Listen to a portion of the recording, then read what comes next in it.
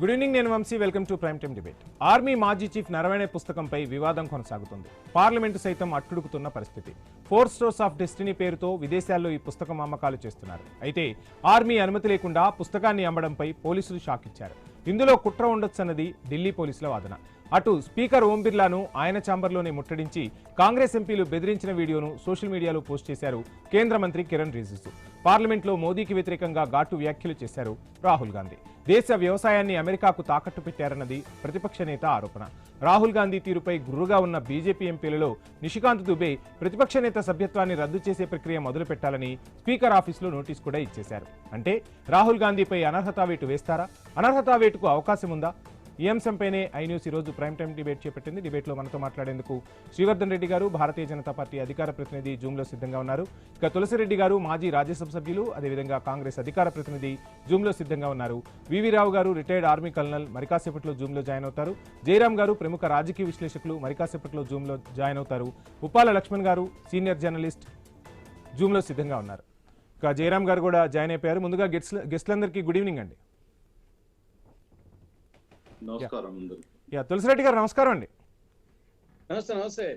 ఏంటండి మొత్తంగా రాహుల్ గాంధీ సస్పెన్షన్ వేటు వరకు వెళ్ళింది పరిస్థితి. ఒక పుస్తకం దగ్గర నుంచి మొదలు పెడితే అనేక అంశాలు తెర మీదకు వస్తున్న పరిస్థితి. అమెరికాకు తొత్తుగా మోదీ మారిపోయారని రాహుల్ గాంధీ విమర్శిస్తున్న పరిస్థితి. భారతదేశం అభివృద్ధి చెందడమే రాహుల్ గాంధీకి ఇష్టం లేదంటూ అటు భారతీయ జనతా పార్టీ నుంచి వినిపిస్తున్న వాయిస్. సో ఎలా చూస్తున్నారు ఈ పరిణామాలన్నింటినీ? ఏం చెప్పదలుచుకున్నారు? ఇప్పుడు ప్రధానంగా మీరు ప్రస్తావించిన అంశాలు 4. ఒకటేమి నవరనే పుస్తకం, బుక్, ఆర్మీ పుస్తకం. రెండవది వచ్చేసి పిఎం మీద దాడి చేస్తారనే వార్తలు నాకు వచ్చాయి దాని మీద స్పీకర్ మాట్లాడడం. మూడవది భారతదేశాన్ని అమెరికాకు తాకట్టు పెట్టాడు బీజేపీ ప్రభుత్వం కానీ మోడీ కానీ మూడవది. నాలుగవది ఈ నేపథ్యంలో రాహుల్ పై అనర్హత వేటు. ఈ 4. ఈ 4లో మనము ముందు నవరనే బుక్కే తీసుకున్నాం. ఆయన సరే ఆ పుస్తకము పబ్లిష్ అయిందా కాలేదా అనే దానికంటే అది పబ్లిష్ చేతులు అందరి దగ్గర బుక్కులు చూపించేశారు. తర్వాత వేరే మ్యాగజైన్ లో కూడా వచ్చింది.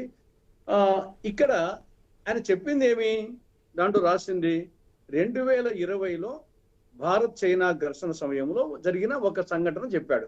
ఏమని? చైనా యుద్ధ ట్యాంకులు కైలాస పర్వతం దాకా దూసుకొచ్చాయి. ఇప్పుడు ఏమి చేయాలని జైశంకర్ ను, అజిత్ దోవల్ ను, రాజ్నాథ్ సింగ్ ను నేను అడిగాను. సమాధానం వాళ్ళు చెప్పలేదు.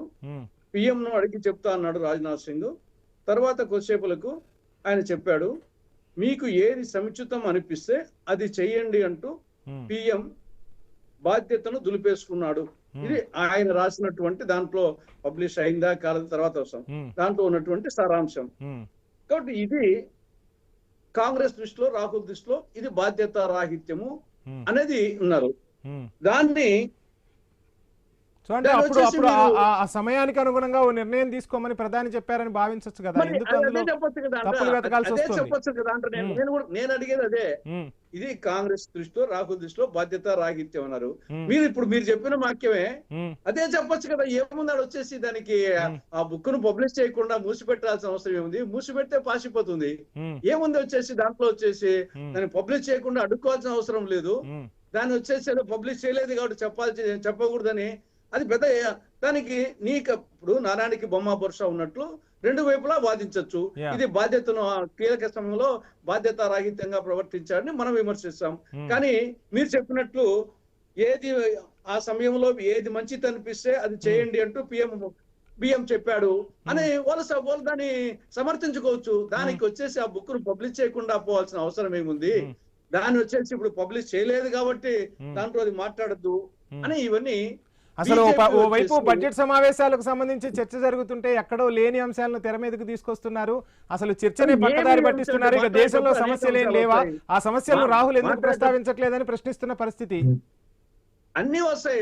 ఒక సబ్జెక్ట్ మాట్లాడేటప్పుడు బడ్జెట్ ప్రసంగంలో ఇప్పుడు పిఎం వచ్చేసి 2 గంటలు మాట్లాడు, ఇవన్నీ మాట్లాడు వచ్చేసి గతంలో కాంగ్రెస్ చేసిన తప్పులు, ఇది చేసిన గొప్పతనాలు, వివిధ రంగాలు.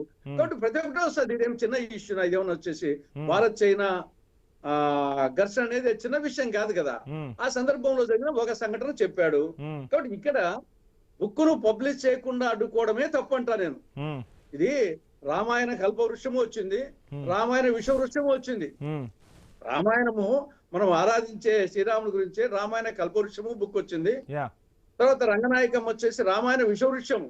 ఉమ్, అంత మాత్రం చేత వచ్చేసి దాన్ని ఎవరి కొద్ది వాళ్ళు వచ్చేసి ఉంటారు. కాబట్టి ముందు నా అభిప్రాయం బుక్ సంబంధించి ఉమ్. పబ్లిష్ చేయకుండా అడ్డుకోవడం ఒక తప్పు అయితే, దాంట్లో ఏదో పబ్లిష్ చేయలేని దాంట్లో వచ్చి మాట్లాడినారని చెప్పేసి దాన్ని అసలు ఇక్కడ అసలు ఇక్కడ ఇంకొక అంశం కూడా ఇప్పుడు పరిశీలనలోకి వస్తుంది.